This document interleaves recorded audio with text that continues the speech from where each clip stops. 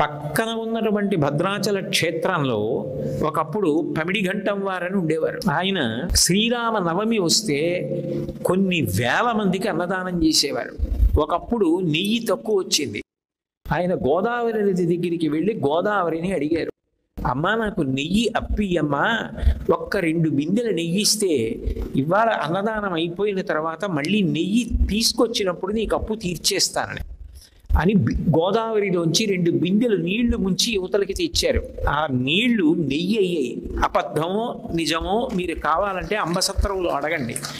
ఇప్పటికీ ఉన్న ఈ గుండిగలు వంట చేయవలసిన వాళ్ళు రాకపోతే వంట చేయడానికి ఇన్ని వేల మంది భోజనం చేస్తామని వస్తారు, ఎట్లా వంట జరుగుతుందని ఆయన బెంగ పెట్టుకున్నారు.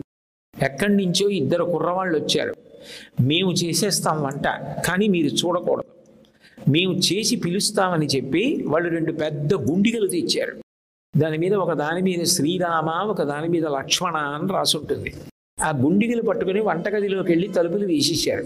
మంచి వాసనలు వస్తున్నాయి. మధ్యాహ్నం వేళ అయింది. భక్తులందరూ భోజనానికి కూర్చునే వేళ. వాళ్ళు చెమట పట్టి లోపల నుంచి బయటికి వచ్చి, అయ్యగారు వంట అయిపోయింది అంటే భోజనం చేసి మీరు తగిన రుసుము తీసుకుని వెళ్ళండి అన్నాడు ఆయన.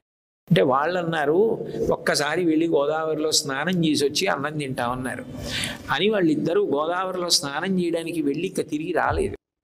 ఆయన ఆశ్చర్యపోయాడు. వాళ్ళు తెచ్చిన గుండిగలు ఉండిపోయి ఆ గుండిగల మీద శ్రీరామ లక్ష్మణ అని పేర్లు ఉన్నాయి. అప్పుడు ఆయనకు అర్థమైంది, నన్ను అనుగ్రహించడానికి రామలక్ష్మణులు వచ్చి వంట చేశారని. మీరు ఇప్పటికీ భద్రాచలం అంబసత్రం వెడితే పెద్ద పెద్ద గుండిగలు రామలక్ష్మణుల యొక్క పేర్లతో ఉన్న గుండిగలు అక్కడ ఉంటాయి.